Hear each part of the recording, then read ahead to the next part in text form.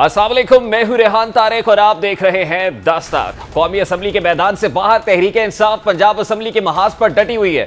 पंजाब में वजारत आला के इंतखाब से लेकर गवर्नर हाउस को खाली करने तक तहरीके इंसाफ की जानिब से हुकूमती इत्तेहाद को हर महाज पर टफ टाइम दिया गया, जिसका तसलसल आज पंजाब असम्बली में भी देखा गया, जहां बजट इजलास से पहले ही तहरीके इंसाफ ने हुकूमत के सामने मुतालबात रख दिए हैं। पंजाब बिजनेस एडवाइजरी कमेटी के इजलास में मियां असलम इकबाल और मलिक अहमद खान में तल्ख कलामी हुई। तहरीके इंसाफ के अरकान पर गिरफ्तारियों और पुलिस मुकदमात पर नाराजगी का इजहार किया गया, जबकि चीफ सेक्रेटरी पंजाब और IG पंजाब को जाती हैसियत में पंजाब असम्बली तलब करके माफी मांगने का मुतालबा भी सामने आया। साथ ही साथ अरकान के खिलाफ दर्ज मुकदमात के खराज का भी मुतालबा कर दिया गया है। दूसरी जानिब वज़ीर आला ने PTI के मुतालबात पर तहफ़्फ़ुज़ात का इजहार करते हुए कहा है कि तहरीरी मुआहदे के चंद नकात में रद्दोबदल करके दोबारा लाया जाए, क्योंकि मलिक अहमद खान की जानिब से जो तहरीरी मुआहदा है उसे वज़ीर आला तक पहुँचाया गया था। वज़ीर आला हमजा शहबाज ने तहरीरी मुआहदे पर अपने रिजर्वेशंस का इजहार कहा है और कहा है कि उसके कुछ नुकात पर रद्दोबदल किया जाए और उसके बाद उनके पास लाया जाए। अब इस वक्त पंजाब असम्बली का इजलास वज़ीर आला की मंजूरी से मशरूत दिखाई दे रहा है कि जैसे ही वो तहरीरी मुआहदे पर कोई दस्तखत करते हैं, राज़ी होते हैं, तो उसके बाद पंजाब असम्बली का इजलास बुलाया जाएगा। पंजाब असम्बली का इजलास जो दोपहर 2:30 बजे शुरू होना था, वो ताहाल शुरू नहीं हो सका है। दूसरी तरफ चेयरमैन तहरीके इंसाफ इमरान खान ने मुनहरिफ अरकान के खिलाफ रेफरेंस खारिज होने का फैसला चैलेंज करते हुए सुप्रीम कोर्ट में दरखास्त दायर कर दी है, जिसमें अदा की गई है कि इलेक्शन कमीशन का फैसला गैर आईनी करार दिया जाए। दरखास्त में कहा गया है कि इलेक्शन कमीशन ने 11 मई को PTI के मुनहरिफ अरकान के खिलाफ रेफरेंसेस को खारिज करके गैर आईनी फैसला किया है और इलेक्शन कमीशन के सामने तमाम सबूत मौजूद थे, फिर भी अदम शवाहिद की बुनियाद पर रेफरेंसेस खारिज किए गए। इलेक्शन कमीशन को जमहूरियत की बिना के लिए हॉर्स ट्रेडिंग और फ्लोर क्रॉसिंग के खिलाफ फैसला देना चाहिए था। साबिक वज़ीर आज़म इमरान खान ने दरखास्त में इलेक्शन कमीशन और राजा रियाज को फरीक बनाया है। अब यही नहीं है, बल्कि पंजाब जो कि आजकल सियासत का महवर बना हुआ है, मुनहरिफ अरकान को खाली सीटों पर ज़िमनी इलेक्शन होने को ऐसे ही इमरान खान ने एक बार फिर हुकूमत और इलेक्शन कमीशन पर धांधली का इल्ज़ाम लगा दिया है। इमरान खान ने आज किसानों से खिताब किया है और इस खिताब में उन्होंने कहा है कि हमें मालूम है कि इलेक्शन कमिश्नर वीकेंड और हमजा से मुलाकात के लिए जाते हैं, उनकी मर्जी से हल्का बंदियां की जा रही हैं और ये इलेक्शन कमीशन के साथ मिलकर धांधली का मंसूबा बना रहे हैं। आज इमरान खान ने इस हवाले से क्या कहा है, जरा उसकी एक झलक आपके सामने रखकर। इलेक्शन कमिश्नर है, वो हमें पता है हर वीकेंड पे जाता किधर है, हुक्म लेता है वो जाके उससे हमजा से और मरियम से कि वो बैठ के हल्का बंदियां की जा रही है कि नून लीग जीते। ये पूरी प्लानिंग इनकी हो रही है, क्योंकि ये साफ और शफाफ इलेक्शन ये कभी जीते ही नहीं है। चेयरमैन तहरीके इंसाफ इमरान खान एक बार फिर इलेक्शन कमीशन पर धांधली का इल्जाम आयद कर रहे हैं और ये कह रहे हैं कि इलेक्शन कमीशन पाकिस्तान मुस्लिम लीग नून की B टीम बना हुआ है। चीफ इलेक्शन कमिश्नर इस वक्त क्या कर रहे हैं, वो इस हवाले से भी अपने तहफ़्फ़ुज़ात का इजहार कर रहे हैं और इससे पहले भी इमरान खान निजी TV चैनल को दिए गए इंटरव्यू में कह चुके हैं कि हो सकता है कि पाकिस्तान तहरीके इंसाफ को नाकामी का सामना करना पड़े, क्योंकि बड़े पैमाने पर धांधली के इंतजाम किए जा रहे हैं। एक जानिब तहरीके इंसाफ कौमी असम्बलियों से बाहर है, दूसरी तरफ पंजाब के ज़िमनी इलेक्शन में भरपूर हिस्सा लेने का ऐलान किया है। उम्मीदवारों के नाम भी फाइनल कर दिए गए हैं, उन्हें टिकट्स भी जारी कर दिए गए हैं।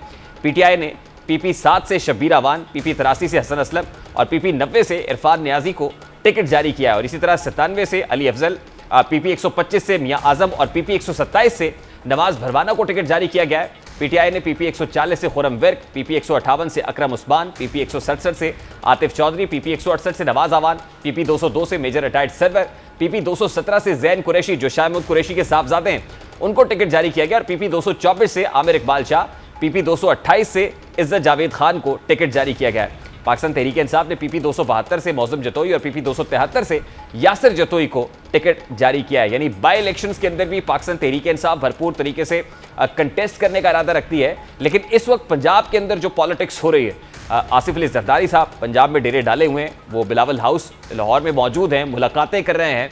हमजा शहबाज से कुछ रोज़ पहले उनकी मुलाकात हुई जिसपे सीट एडजस्टमेंट का फैसला किया गया। यानी इन बाई इलेक्शंस को भी पाकिस्तान पीपल्स पार्टी और पाकिस्तान मुस्लिम लीग नून मिलकर कंटेस्ट करने का इरादा रखती है और यही वजह है कि हमने आईपोर का एक सर्वे देखा और उस सर्वे के मुताबिक भी ये कहा गया कि अगर PDM इकट्ठे इलेक्शन लड़ती है तो पाकिस्तान तहरीके इंसाफ को नॉकडाउन किया जा सकता है। और इस वक्त इत्तेहादी जमातों का बड़ा चैलेंज भी पाकिस्तान तहरीके इंसाफ को पंजाब में धचका लगाना है और उसके लिए पाकिस्तान पीपल्स पार्टी, पाकिस्तान मुस्लिम लीग नून अपने मुनहरिफ लोगों को भी टिकट जारी कर रही है। जो मुनहरिफ लोग शामिल हुए हैं और इस कैंपेन के अंदर उन्होंने पाकिस्तान पीपल्स पार्टी और पाकिस्तान मुस्लिम लीग नून का भरपूर साथ दिया है। यही वजह है कि पाकिस्तान तहरीक इंसाफ के मुनहरिफीन जो है वो बहुत इंपॉर्टेंट हो गए हैं तहरीक इंसाफ के अपने लिए, क्योंकि हमजा शहबाज शरीफ के अगेंस्ट भी इस वक्त तहरीक इंसाफ कोर्ट में है और वो ये क्लेम करती है कि वज़ारत आला का जो इंतखाब हुआ वो गैर आइनी और गैर कानूनी है, इसको कलअदम करार दिया जाए। और इस वक्त एक ही सवाल पेश नज़र है कि क्या सुप्रीम कोर्ट का 63A का जो फैसला था क्या वो रेट्रोस्पेक्टिव है? क्या क्योंकि हमजा शहबाज के लॉयर ने कोर्ट के अंदर ये मौक़िफ़ अपनाया था कि हमजा शहबाज का इलेक्शन जो है वो पहले हुआ, 63A का जो फैसला है वो बाद में आया, इसलिए रेट्रोस्पेक्टिव नहीं है बल्कि प्रोस्पेक्टिव है। आने वाले जो जजमेंट्स है, आने वाले जो इस हवाले से जो वाक़यात होंगे उस पर अप्लाई होती है, लेकिन हमजा शहबाज के इलेक्शन पर अप्लाई नहीं होती। और इलेक्शन कमीशन ऑफ पाकिस्तान की तरफ से जो रेफरेंस है उसको खारिज किया गया। अब उस रेफरेंस को भी पाकिस्तान तहरीक इंसाफ ने सुप्रीम कोर्ट में चैलेंज कर दिया है। यानी इस वक्त पाकिस्तान तहरीक इंसाफ भरपूर तरीके से पंजाब के महाज पर जंग लड़ना चाहती है और वो चाहते हैं कि हमजा शहबाज जो है वज़ारत आला से अलहदा हों, ये तमाम तर मामलात का रिवर्सल हो। और दूसरी तरफ काफ लीग और पाकिस्तान तहरीक इंसाफ जो है उसका आज मुश्तरका तौर पर इजलास भी हुआ है और उस इजलास में फैसला किया गया कि भरपूर तरीके से आज के जो बजट इजलास है उसमें अपोजिशन की जाएगी, उसमें एहतजाज किया जाएगा। और यही वजह है कि 2:30 बजे जो इजलास शुरू होना था वो इजलास अभी तक ताहाल शुरू नहीं हो सका है। गो के कुछ देर पहले असम्बली के अंदर घंटियां बजाई गई, अरकान असम्बली को असम्बली में आने का कहा गया, लेकिन अभी भी जो हमारी इत्तलात है वो ये बता रही है कि असम्बली के अंदर 20 से 30 MPs मौजूद हैं, इससे ज़्यादा लोग मौजूद नहीं हैं। यानी परवेज़ इलाही जो स्पीकर पंजाब असम्बली हैं वो भरपूर तरीके से अपोजिशन कर रहे हैं। इससे पहले ही हमने देखा कि पाकिस्तान तहरीक इंसाफ की जानिब से सब्तैन खान को बतौर अपोजिशन लीडर नामजद किया गया। एक तरफ तो यहाँ अपोजिशन लीडर की नामजदगी के हवाले से पाकिस्तान तहरीक इंसाफ काफ़ी कन्फ्यूज दिखाई दे रही थी, तो उधर पाकिस्तान मुस्लिम लीग नून भी वज़ीर ख़जाना की नामजदगी के हवाले से काफ़ी कन्फ्यूज दिखाई दे रही थी। और उसके बाद जो है वो कोई कंसेंसस नहीं हो सका। कैबिनेट में कोई भी फाइनेंस मिनिस्टर इस वक्त नहीं है और फिर ये कहा गया कि अवैस लगारी साहब जो है वो बजट पढ़कर सुनाएंगे, वो बजट तकरीर करेंगे। यानी इसका मतलब ये है कि अवैस लगारी साहब के साथ जो है वो बजट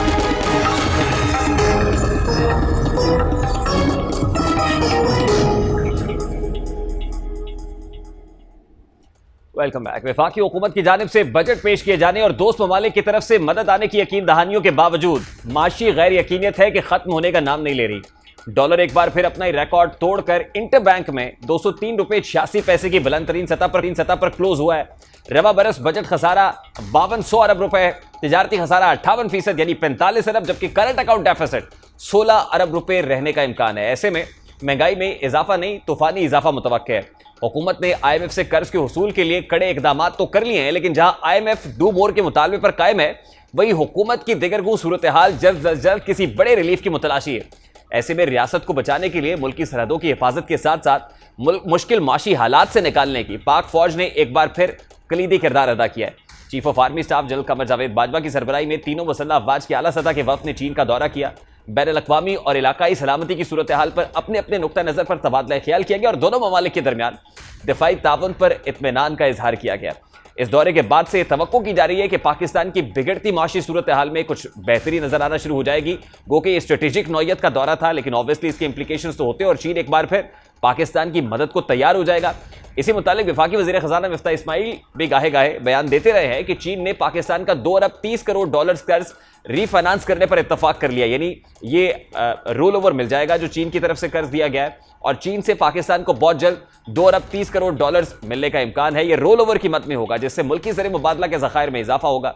अहम दौरे के बाद से ही मुल्क के लिए अच्छी खबरों का सिलसिला जारी है, जिसके मुताबिक चीन ने पाकिस्तान को कम शरह सूद पर 2 अरब डॉलर्स के कर्जे की पेशकश कराती ये भी यकीन दहानी कराई है कि वो मुश्किल वक्त में पहले से ज्यादा गर्मजोशी के साथ पाकिस्तान की मदद को तैयार है। जबकि साबिक वज़ीर दाखिला शेख रशीद साहब कहते हैं कि इस हुकूमत को कोई घास तक नहीं डाल रहा, पाकिस्तान को चीन से जो इमदाद मिल रही है वो भी फौज की वजह से मिल रही है। वो डाल रहे हैं कि चीन से इमदाद मिल रही है, ये चीन से इमदाद पाकिस्तान फौज की वजह से मिल रही है। आपको तो कोई $1 देने के लिए तैयार नहीं है और ये नून और शीन के हालात भी आपको जल्द पता लग जाएंगे। लाहौर और फैसलाबाद में ज़िमनी इंतखाब होंगे और अवाम ने फैसला करना है। इस इम्पोर्टेड और चोर हुकूमत ने जाना है जितनी देर इनको सहारा देंगे लोग बिल आखिर ये धड़ाम करके गिरेंगे। बहुत बड़ी अक्सरियत इनसे जान छुड़ाना चाहती है, बदनसीबी से इनको बैसाखियों का सहारा है और ये बैसाखियां जो हैं कभी काम नहीं आई। अब दूसरी तरफ चीन जहां पाकिस्तान को 2 अरब डॉलर्स देने के लिए आमादा है, वहीं चीन को वजीर आजम शहबाज शरीफ की सलाहियतों पर भी भरपूर एतमाद है। सीनियर सहाफ़ी अंसार अब्बासी ने ज़राए के हवाले से दावा किया है कि सफारती राब्ताकारी में चीनी हुकूमत ने इस एतमाद का इजहार किया है कि शहबाज शरीफ अपने गवर्नेंस के फलसफे की बुनियाद पर इन चैलेंजेस पर काबू पाने में कामयाब होंगे जो इस वक्त पाकिस्तान को दरपेश हैं। शहबाज शरीफ हुकूमत को तवक्को तो ये भी है कि जैसे ही IMF से डील मुकम्मल होगी, पाकिस्तान के चीन जैसे दोस्त अपनी तवक्कुआत से ज़्यादा मदद करेंगे। सऊदी अरब और मुत्तहिदा अरब अमारात भी पाकिस्तान के साथ मिलकर काम करने को तैयार है, ताहम ज़्यादातर मामला IMF की डील से जुड़े हुए हैं। यहाँ सबसे बड़ा मसला यह है कि पाकिस्तान को मुश्किल माशी गर्दाब से निकलने में मजीद सख्त फैसलों की जरूरत है, क्योंकि IMF पेट्रोलियम मसनूआत पर मुकम्मल सब्सिडी का खात्मा चाहती है और अब यह तवक्को की जा रही है कि हुकूमत जल्द ही इमरान खान की दी हुई सब्सिडी खत्म करने के लिए तेल की कीमतों में मजीद इजाफा करेगी और इस मुश्किल फैसले के बाद पेट्रोलियम और डीजल की कीमतों में बिलतरतीब 27 और 55 रुपए का मजीद इजाफा होगा और सब्सिडी मुकम्मल तौर पर खत्म हो जाएगी। यह IMF के साथ मुआहदा मुकम्मल करने की जानिब एक बड़ा कदम होगा और यह कदम पाकिस्तान को 30 जून से कबल उठाना है। अब यहां सवाल यह है कि क्या पाकिस्तान IMF से पैकेज के हुसूल के बाद तमाम मसाइल से छुटकारा हासिल कर लेगा, जबकि इससे कबल हम 15-20 मरतबा IMF के पास जा चुके और हालात हैं कि बढ़ती जा रही हैं। सवाल तो यह भी उठता है कि क्या हमारा हुक्मरान तबका और अशराफिया कौमी खजाने को अपनी अयाशियों के लिए इस्तेमाल करना छोड़ेगा या माशी मुश्किलात में इस बार भी कुर्बानी सिर्फ गरीब अवाम से ही ली जाएगी। ऐसा होना तो तकरीबन नामुमकिन नजर आ रहा है और ताज़ा तरीन बजट में वफाकी वज़रा और वज़राए मुमलिकत की मराहत में और तनख्वाहों की मद में 57 लाख रुपए का इजाफा कर दिया गया है और इस काम के लिए 37 करोड़ 17 लाख रुपए मख्तस किए गए हैं। मराहत के लिए 20 लाख जबकि तनख्वाहों की मद में 7 लाख रुपए का इजाफा किया गया है। वफाकी वज़रा की और वज़राए मुमलिकत की तनख्वाहों की मद में 8 करोड़ 87 लाख रुपए मख्तस किए गए हैं, जबकि गुज़श्ता माली साल में 8 करोड़ 80 लाख रुपए रखे गए थे। इस बार वफाकी वज़राए मुमलिकत की मराहत की मद में 22 करोड़ मख्तस किए गए, जबकि पिछले माली साल 21 करोड़ 80 लाख रखे गए थे। वफाकी वज़रा के साथ वज़ीर आज़म की मुशीरों की तनख्वाह और मराहत की मद में 20 लाख रुपए का इजाफा किया गया है। पिछले साल तनख्वाह और मराहत की मद में 3 करोड़ की जगह इस बार 3 करोड़ 20 लाख मख्तस किए गए हैं। मावनीन खुसूसी की मराहत की मद में 10 लाख रुपए का इजाफा किया गया है और मावनीन खुसूसी की मराहत की मद में मख्तस किए गए, जबकि गुज़श्ता साल 2 करोड़ 90 लाख मख्तस किए गए थे। इन सब के बाद ये तवक्को करना कि मुल्क पर हुक्मरानी करने वाली अशराफिया मुश्किल माशी हालात में कोई कुर्बानी देगी तकरीबन नामुमकिन ही दिखाई देता है, क्योंकि हुकूमत में आने के बाद वादा तो सब करते हैं कि करप्शन का खात्मा किया जाएगा, तर्ज हुक्मरानी बेहतर होगी, ऑस्टेरिटी मेजर्स होंगे, किफ़ायत शारी अपनाई जाएगी, लेकिन सूरत हाल इसके बिल्कुल बरक्स दिखाई दे रही है। और आज ही की खबर है कि बिजली के नर्ख भी मजीद बढ़ गए हैं, 4 रुपये से ज़ायद बिजली के नर्खों में भी इजाफा कर दिया गया है। यानी अगर कोई मुश्किल भुगत रहा है तो वो एक कॉमनर है। ऐसे में मुल्क की माशी हालात किस तरफ जाएंगे, क्या होने जा रहा है, बात करेंगे। माहिर इक्तिसादी अबू डॉक्टर आबिद कुयूम सुलेरी ने हमें ज्वाइन किया है। अस्सलाम वालेकुम डॉक्टर साहब, बहुत बहुत शुक्रिया आपके वक्त के लिए। डॉक्टर साहब, सबसे पहले तो ये फरमाइएगा कि वफाकी बजट आ गया, हुकूमत यकीन दहानियां करा रही है कि दोस्त ममालिक की तरफ से पैसे आ जाएंगे, लेकिन मार्केट में गैर यकीनियत खत्म होने का नाम नहीं ले रही है। आज ही इंटर बैंक में डॉलर जो है वो जिस तरह से क्लोज हुआ है 203 रुपये 86 पैसे के ऊपर अपने रिकॉर्ड दिन ब दिन तोड़ रहा है। मार्केट सेंटिमेंट अभी भी नेगेटिव दिखाई दे रहा है, इसकी क्या बुनियादी वजह है?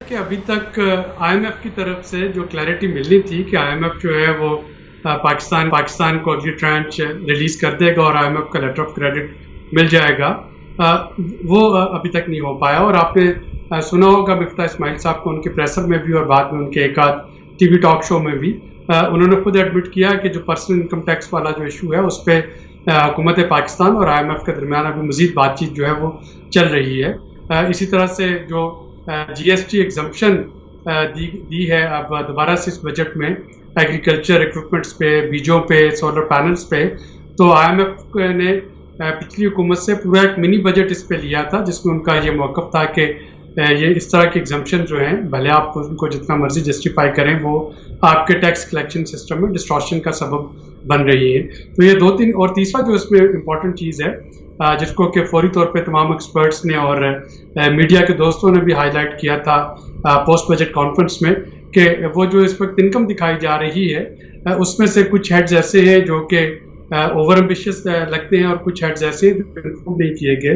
फॉर एग्जांपल जो 750 अरब रुपए की पेट्रोलियम डेवलपमेंट लेवी दिखाई गई है तो उस पर सभी मुत्तफिक हैं कि अगर वो 750 अरब रुपए इकट्ठे किए गए तो पेट्रोल जो है वो तो 350 रुपये लीटर पे पहुंच जाएगा, जो कि हुकूमत इन दौरान टू इलेक्शन नहीं कर पाएगी। इसी तरह से 200 अरब रुपये की गैस इंफ्रास्ट्रक्चर डेवलपमेंट सेस दिखाया गया है जो कि अगेन लिटिगेशन में है। उस पर गैस कंपनीज जो हैं उन्होंने स्टे ऑर्डर्स ले रखे हैं, वो भी आने की उम्मीद नहीं है। 800 अरब रुपया जो है वो दिखाया गया है कि सूबे सरप्लस देंगे अपने एनएफसी में से जो उनको मिलता है वो नहीं खर्चेंगे और वापस भेजेंगे। तो सूबे जो है वो भी ऐसा नहीं कर पाते हैं। हर साल दिखाया तो जाता है लेकिन वो होता नहीं है। तो इस वक्त जो आईएमएफ है वो कोशिश कर रही है। तो डॉक्टर साहब ये समझा जाए कि that budget document is not final yet, यानी उस पे बहुत सारी ऐसी चीजें जिस पर एडजस्टमेंट्स होनी है। जो फिगर्स अभी दिखाए जा रहे हैं वो फिगर्स अभी रीएडजस्ट किए जा सकते हैं, मतलब वो आईएमएफ की कंडीशंस के साथ मशरूत हैं। जी, मेरा ख्याल है कि उस पर कुछ करेक्शन जो हैं वो आएंगी, या तो वो अभी आएंगी बजट की रीडिंग के दौरान उसको फाइनल करने से पहले, फाइनल मंजूरी से पहले। और अगर ऐसा नहीं होता तो फिर हमें ज़हनी तौर पे 1 या 2 मिनी बजट्स के लिए तैयार रहना चाहिए, जिसमें कि ये करेक्शन जो है हुकूमत बाद में सियासी सूरत हाल को देखते हुए वो ले सके। लेकिन डॉक्टर साहब, as far as petroleum development levy is concern, या गैस इंफ्रास्ट्रक्चर डेवलपमेंट सेस है, या इस तरह की दीगर चीजें हैं, टैरिफ्स के अंदर एडजस्टमेंट्स हैं, तो क्या आईएमएफ इस पर रिलैक्सेशन के अंदर या फ्लेक्सिबिलिटी के अंदर राजी हो जाएगा? आईएमएफ इस चीज पर तो राजी हो सकता है कि ग्रेजुअल पास ऑन किया जाए, लेकिन उसके लिए फिर दिखाना होगा कि बाकी कौन सी ऐसी जगह हैं जहां से रेवेन्यू पूरा हो रहा होगा। और अगर फॉर एग्जांपल हम देखें तो इस वक्त जो 10 लाख रुपए माहाना और उससे कम वाले जो हैं, अगर उनको रिलीफ देखा जाए जो कि इस बजट में दिया गया है, तो 48 अरब रुपए का रिलीफ तो वो बनता है। तो अगर मेरी आमदनी जो है वो 40,000 रुपये से माहाना है तो मुझे 2,000 रुपये माहाना का रिलीफ प्रॉमिस किया गया है। और अगर किसी और की आमदनी 10 लाख रुपए माहाना है तो उसको तकरीबन 28,000 रुपये माहाना का रिलीफ जो है वो इसमें दिया गया है इस बजट में। तो आईएमएफ जाहिर है कि उस पर जो है वो एतराज़ करेगी और उसमें कुछ करेक्शन मांगेगी। तो ये जो ग्रेजुअल पास ऑन है टैरिफ का, ये तो आईएमएफ मान लेगी, लेकिन वो फिर उसके साथ उसको मुंसलिक करेगी रेवेन्यू के साथ कि रेवेन्यू स्ट्रीम कहाँ पे आती है, और वहाँ पे करेक्शन जो है वो हुकूमत को करना पड़ेगी।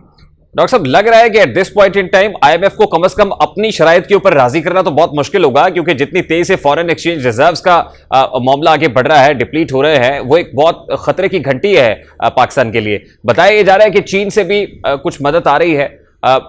इसमें किस हद तक चांसेस आपको दिखाई देते हैं आईएमएफ की डील से पहले इस तरह की खबरें आना? Are you really looking forward to it, या आपको लगता है कि आईएमएफ की जो एग्रीमेंट है उसके बाद ही ये सारी चीजें होने जा रही हैं? देखिए, अभी तक की जो सिचुएशन थी हमारे आर्मी चीफ के दौरे से पहले तक की, उनसे चीन के साथ जो बातचीत हो रही है वो तो आईएमएफ के साथ सारा कुछ लिंक था। अभी हमें देखना है कि जो पाकिस्तान की अस्करी क़यादत और चाइना की अस्करी क़यादत के दरमियान जो एक प्योरली स्ट्रेटेजिक निगोशिएशन हुई है, उसके साथ क्या चाइना जो है वो थोड़ा सा कुशन हमें देगा कि वो आईएमएफ के मुआहदे का वेट किए बगैर अपने डिपॉजिट्स जो है वो रोल ओवर कर दे। तो उनकी जो एक प्रेस रिलीज जो जारी हुई है वो तो बाजार बड़ी खुशकुन लगती है कि जिसमें उन्होंने कहा है कि चाइना जो है वो पाकिस्तान का साथ देगा और इस माली मुश्किल वक्त में चाइना हमेशा की तरह पाकिस्तान के साथ खड़ा होगा। तो लेट्स सी कि उसका टैंजिबल इंपैक्ट जो है वो क्या निकलता है। तो डॉक्टर साहब, अगर ये $2.35 बिलियन का रोल ओवर मिल जाता है चाइना से और कम इंटरेस्ट के ऊपर, और फिर ये जरा ये बता रहे हैं कि वो सेटिस्फेक्शन का इजहार करते हैं शहबाज शरीफ साहब के ऊपर, और आज बहुत सारे न्यूज़पेपर्स में ये खबर लगी भी है, और उसके अंदर खासतौर पर अंसार अब्बासी साहब की स्टोरी है जिसमें वो सेटिस्फेक्शन का इजहार कर रहे हैं शहबाज स्पीड। और फिर आपको याद होगा शहबाज स्पीड चीन ने कहा था और उसके बाद वो पाकिस्तान स्पीड कहते हैं। तो आपको लगता है कि अगर चीन से ये मदद आ जाए और उसके बाद कुछ और दोस्त ममालिक की तरफ से आ जाए तो फिर ये जो इशू है इस गवर्नमेंट को कम से कम वो ये जो खतरे के बादल हैं ये छट जाएंगे? ये जो इमीडिएट मार्केट में जो नेगेटिव सेंटीमेंट्स है कम से कम वो पॉजिटिव हो जाएंगे। जो रुपया हम देखते हैं कि गिर रहा है या स्टॉक एक्सचेंज मार्केट जो है वो बैटरी है, तो कम से कम वहाँ पे हमें पॉजिटिविटी नजर आना शुरू हो जाएगी। क्योंकि इस वक्त हम देख रहे हैं कि बजट आने के बाद यही ख्याल किया जा रहा था कि शायद थोड़ा सा istihकाम आएगा करेंसी मार्केट में भी और स्टॉक एक्सचेंज में भी, और ना आने का मतलब यही है कि मार्केट ने उसको बहुत पॉजिटिव नहीं लिया है। और मार्केट अभी भी ये सोच रही है कि जब तक आईएमएफ का एक आपके पास आ नहीं जाती है ट्रांच, तब तक शायद मैक्रो इकोनॉमिक स्टेबिलिटी जो है वो हनूज दिली दूरस्त है। तो उसको करेक्ट करने के लिए सेंटीमेंट को चाइना की तरफ से अगर आ जाते हैं तो वो एक आप समझिए कि फ्रेश ब्रीदिंग साइन मिल जाएगा पाकिस्तान को, एक ब्रदर मिल जाएगा। अच्छा डॉक्टर साहब, एक तरफ तो we are really struggling to get dollars और फिर ऑस्टेरिटी मेजर्स की बात हो रही है, दूसरी तरफ जो कैबिनेट की मराद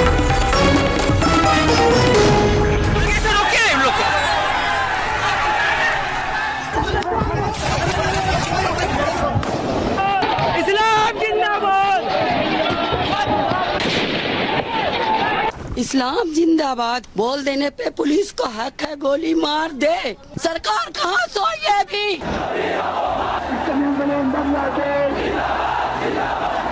वेलकम बैक। शाइनिंग इंडिया, दुनिया की सबसे बड़ी जमहूरियत, सेकुलर भारत का नारा लगाने वाली मोदी की फाशिस्ट हुकूमत में मुसलमानों पर भारत की जमीन दिन ब दिन तंग होती जा रही है। इंडिया में बसने वाले मुसलमानों को कभी एनआरसी कानून के तहत दबाया जा रहा है तो कभी कश्मीर में होने वाले किसी भी वाक़े का जिम्मेदार करार देकर तशद्दुद और जालिमाना कार्रवाइयों का निशाना बनाया जाता है। गाय का गोश्त उसका मसला हो या फिर 4 शादियों का कानून हो, तलाक का हक हो या मसाजिद में लाउड स्पीकर का इस्तेमाल, मजहबी आज़ादी की बात हो या मसला हो बाबरी मस्जिद को शहीद करने की केस की पैरवी का, हिंदू बलवाई मुसलमानों को कत्ल करने, तशद्दुद का निशाना बनाने और उनके घरों को मिस्मार करने या आग लगाने का कोई भी मौका हाथ से जाने नहीं देते। ताज़ा तरीन वाक़े में भी इंडियन बरसर इक़्तिदार जमात के 2 अरकान की जानिब से नऊज़ुबिल्लाह तौहीन रसालत सल्लल्लाहु अलैहि वसल्लम के वाक़े के बाद ये होना तो ये चाहिए था कि मुसलमानों से इजहार यकजहती करते हुए इन दोनों अरकान के खिलाफ सख्त से सख्त कार्रवाई की जाती, लेकिन हुआ इसके बिल्कुल बरक्स है। अब एक बार फिर मुसलमानों के खिलाफ ही एक मुनज़्ज़म मुहिम शुरू कर दी गई है। अपने प्यारे नबी से मोहब्बत का इजहार और उनकी तौहीन के खिलाफ पुरअमन एहतजाज को दिया गया है। RSS हो, पुलिस हो या इंडियन इंतजामिया, सबको एक बार फिर मौका मिल चुका है कि वो मुसलमानों को एक बार फिर इतना दबाए और मजालिम का निशाना बनाए कि वो दोबारा एहतजाज करना तो दरकरार दोबारा सर उठाने की हिम्मत ना कर सके। मुसलमानों की गुस्ताखी रसूल सल्लल्लाहु अलैहि वसल्लम के वाक़े के बाद जुमे को एहतजाज के बाद क्या मुतालबा किया जा रहा है, जरा वो मुतालबा आपके सामने रखता है। उनके वज़ीर आज़म से गुजारिश करेंगे नहीं, बल्कि उनसे डिमांड करेंगे कि नुपुर शर्मा जैसी गुस्ताख को पार्टी से निकालना काफी नहीं है, बल्कि जो उसके खिलाफ FIR हुई है उसमें NSA के तहत देशद्रोही के खिलाफ देश विरोधी जो हरकतें की हैं, पूरे मुल्क में आतंक फैलाया है, उसके खिलाफ NSA के तहत कार्रवाई होनी चाहिए और उसको गिरफ्तार करके जेल में ठोसना चाहिए। अब एक तरफ ये मुतालबा है तो दूसरी जानिब इंडिया की सबसे बड़ी रियासत उत्तर प्रदेश में पैगंबर इस्लाम सल्लल्लाहु अलैहि वसल्लम की शान में गुस्ताखी के बाद होने वाले एहतजाज की पादाश में मुसलमान मुजाहिरीन को गिरफ्तार करना शुरू कर दिया गया है। पूरे उत्तर प्रदेश में मजमूई तौर पर 255 मुसलमानों को गिरफ्तार किया गया है, जिनमें फिरोजाबाद में 13, अलीगढ़ में 3, इसी तरह से दीगर रियासतों में 50, मुरादाबाद में 27, इसी तरह करनगर में 28, सहारनपुर में 64, जालौन में 2 और प्रयाग में ये इलाहाबाद में 68 लोग शामिल हैं। बात सिर्फ गिरफ्तारी और मुकदमात तक महदूद नहीं है, बल्कि इंडियन हुकूमत मुसलमान दुश्मनी इस हद तक बढ़ चुकी है कि एक बार फिर गुस्ताखाना बयानात के खिलाफ एहतजाज की क़यादत करने वाले मुसलमान रहनुमाओं के घरों को बिल्डोज करने की हद तक पहुंच चुके हैं। उनको मिस्मार किया जा रहा है, जबकि गिरफ्तार मुसलमानों को हवालात में बदतरीन तशद्दुद का निशाना भी बनाया जा रहा है। बात यहाँ पर भी नहीं रुकती है। हिंदू नवाज हुकूमत ने मुसलमानों से एहतजाज का हक छीनते हुए भारतीय रियासत आसाम के 3 मुस्लिम अक्सरियती अजला में इम्तनाई अहकामात नाफिज और गुस्ताखाना बयानात पर एहतजाज करने वालों को रोकने के लिए पाबंदी आयद कर दी है। तीनों अजला में जुलूस, रैली, धरने और गुस्ताखाना बयानात के खिलाफ किसी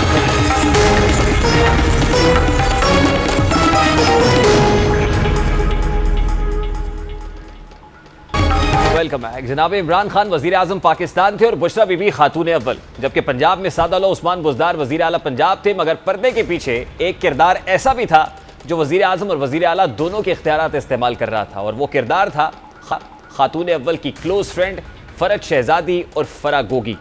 बनी गाला की मलका तो खातून अव्वल बुशरा बीबी ही थी, जिनके हवाले से मशहूर पुरस्कार कहानियां हमारा मौजू नहीं है, लेकिन शहजादी ने किस तरह हुकूमती उमूर में अपने पंजे गाड़ रखे थे और इसकी गूंज अक्सर सुनाई देती रहती है। इमरानी शतरंज की बिसात पर शाह से ज्यादा मौसर कौन था, सामने कौन था और पसे पर्दा कौन सा खेल खेला जा रहा था। कहने वाले कहते हैं कि साहिब इख्तियार कोई और था, साहिब इख्तियार कोई और था। किसी के दस्तखत चलते थे और किसी के इशारे। ये अगर सच है तो खासा चौंका देने वाला है। फरा गोगी और एहसन गुज्जर साबिक वजीर आजम इमरान खान की रिहाइशगाह बनी गाला के मेहमान थे या मेज़बान।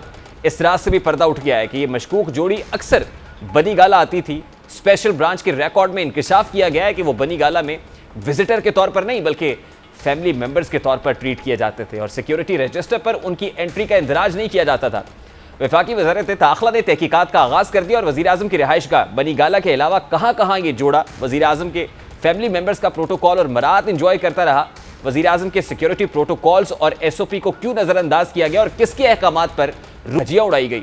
बनी गाला की मशकूक सरगर्मियों और फरा गोगी के असर व रसूख के बारे में घर के भेदी ओन चौधरी का दिल भी इस गैंग की सरगर्मियों पर खून के आंसू रोता रहा, लेकिन वो अपने आंसू छुपाए सब बर्दाश्त करते रहे। ओन चौधरी ने भी कुछ इंकशाफात सलीम साफ़ी के प्रोग्राम जिरगा में किए थे, वो क्या कहते हैं वो भी आपके सामने रखता हूँ। मीटिंग में मैंने इमरान खान साहब को बताया कि सर आपके पंजाब को उस्मान बुज़दार नहीं, फराह गोगी और उनका मियाँ एहसन जमील गुजर चलाते हैं। बुशरा बीबी, क्योंकि वो तो कहते हैं कि बड़े नेक खातून हैं और मानी का ख़ानदान, उनकी इसमें सरपरस्ती थी या कि नहीं, वो लाइलम थे? ज़ुबान ज़द आम है कि किसका प्लान था, कौन हुकूमत चलाता था पीछे बैठ के। रात को ख्वाब आता था लेकिन दिन को बैग आ जाता था। आप कौन से डिप्टी कमिश्नर का बताएंगे पोस्टिंग पैसों के बगैर हुई? आप कौन से कमिश्नर की बताएंगे पैसों के बगैर पोस्टिंग हुई? आपके चीफ इंजीनियर तक तो पैसों से लगते रहे इस सूबे में। क्या इमरान खान इस चीज़ से लाइल्म है? मेरा दिल खून के आंसू रोता है कि मैं इस कैबिनेट का, इस हुकूमत का हिस्सा क्यों रहा। मैं रिग्रेट करता हूँ सलीम भाई कि मैंने उस वक्त ये एक्सेप्ट क्यों किया। ये सारी गैंग मिली हुई थी, ये माने का फैमिली तो ऐसे रूल करती थी जैसे इनके बाप को वज़ीर आज़म लगा दिया गया है। ये है नया पाकिस्तान। फराह गोगी और उनके शौहर एहसन जमील गुजर पर मौजूदा हुकूमत और उनके इत्तेहादी इमरान खान की फ्रंट वुमेन करार देते हुए करप्शन के संगीन इल्जाम आयद करते हैं कि गुज़श्ता दौरे हुकूमत में अहम ओहदों पर तैनाती और पोस्टिंग्स फराह गोगी की मर्जी के बगैर नहीं होती थी। फराह गोगी पर इल्जाम आयद किया गया है कि इमरान खान की हुकूमत आई तो फराह गोगी के असासे 21 करोड़ रुपए थे, जबकि मार्च तक फराह गोगी के असासों की मालियत 85 करोड़ रुपए से जायद बताई जा रही है। नैब भी फराह गोगी के असासों में गुज़श्ता दौरे हुकूमत के दौरान होने वाले गैर मामूली इजाफे पर तहकीकात का आगाज़ कर चुका है। अगर ये कहा जाए कि तहरीक इंसाफ की मुखालिफ जमातों का हदफ इमरान खान से ज़्यादा फराह गोगी है, गलत नहीं होगा। तहरीक इंसाफ के साबिक सीनियर वजीर और मुनहरिफ रहनुमा अलीम खान ने भी फराह गोगी पर पंजाब में अफसरान से मनपसंद पोस्टिंग्स लेने की भारी रिश्वत वसूल करने के इल्जाम लगाए। बीबी ने यहाँ पे बहुत रिश्वत ली है। वो हर ठेके में मौजूद थी, वो हर ट्रांसफर पोस्टिंग में मौजूद थी और वो मेरे ख्याल में पाकिस्तान से बाहर निकल गई हैं। और आज से 2 दिन पहले मुझे पता लगा है अभी सोर्सेज से कि वो पाकिस्तान छोड़ चुकी हैं, वो भाग चुकी हैं, उनके हस्बैंड भी भाग चुके हैं। इसका मतलब है कि वो जितनी भी चीजें थी यहाँ से समेट के जा चुकी हैं। वो किसको पहुँचाती रही हैं, इसमें से कितना माल जाता रहा है, ये आइंदा जब इन्वेस्टिगेशन होगी सब पता लग जाएगा। वो ब्यूरोक्रेट सारे यहीं पे हैं और सारे मौजूद हैं और जितने पैसे लेते रहे हैं वो सारे के सारे जो हैं वो अवाम के सामने आ जाएंगे। सब पता लग जाएगा जिस दिन इन्वेस्टिगेशन होगी और इंशाल्लाह ताला कौम जो है वो असली चेहरा देख लेगी। अब फराह गोगी पर इल्जामात का नुकसान फराह गोगी को या इमरान खान को हो या ना हो, इमरान खान को ये कहानियां टीज जरूर करती रहेंगी। प्रोग्राम का वक्त अपने इख्तिताम को पहुंचा है। आपसे मुलाकात होगी इंशाल्लाह कल। अपना रखिए और ख्याल। अल्लाह हाफ़िज़।